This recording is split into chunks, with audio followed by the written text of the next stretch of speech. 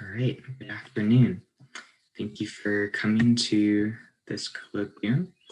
I'll be sharing a couple of projects that I did over this semester and last semester. So I am Peter Chamberlain. I am an international studies and Arabic major. And because I am in the liberal arts department, I got to work with the diplomacy lab that Virginia Tech has over the fall and spring semester this year. So over the fall, I was in a group with Christopher Price.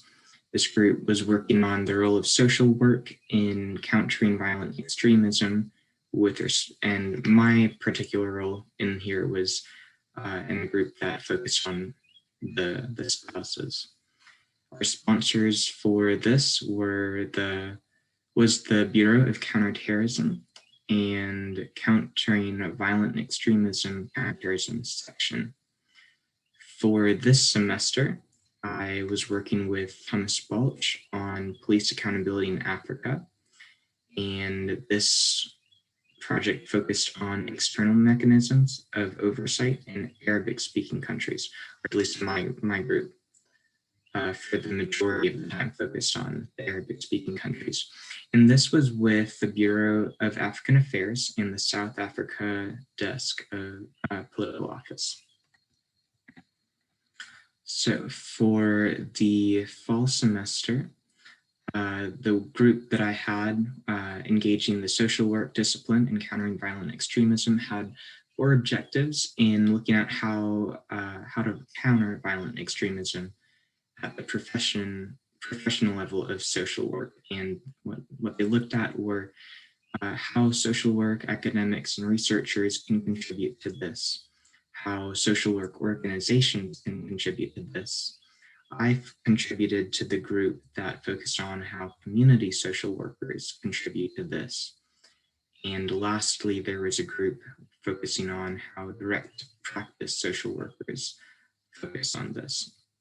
And the difference between community social workers and direct practice social workers are really who goes where. So for community social workers, the social worker goes out into the community.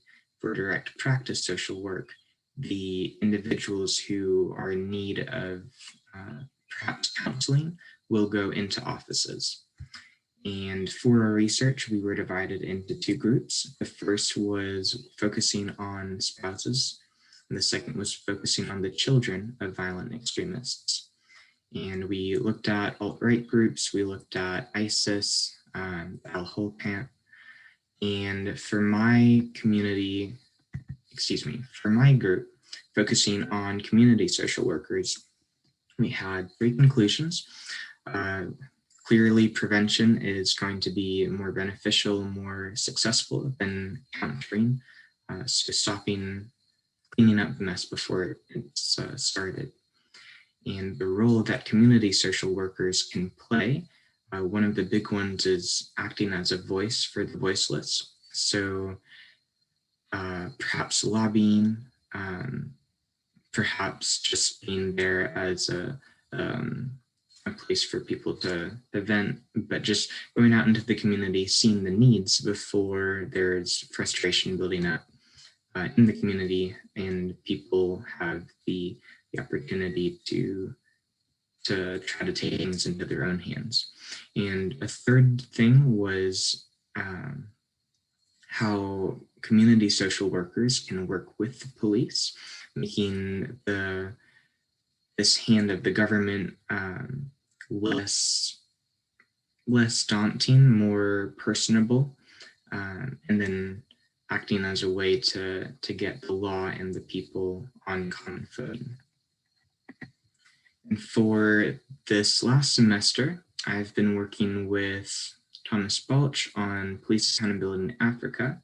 So we've been mapping an analysis of external police mechanisms. And for the research stage, we broke into 4 groups based on linguistics. So there's a Portuguese, French, and English-speaking group. I focused on the Arabic-speaking group. And so that included most of North Africa and a few other countries a little bit more south. And then in the writing stage, we've transitioned into 6 groups. We've had a group focusing on local forms of accountability, regional forms of accountability, and international accountability. And then beyond that, we've looked at the universal obstacles to police accountability in Africa. We've looked at the remedies to these obstacles.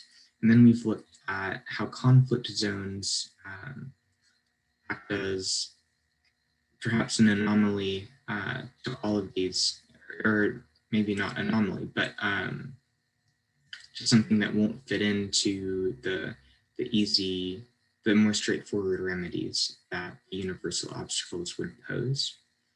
And so for the remedies group, our findings have been based in legislation, security reform, economy, and civil society.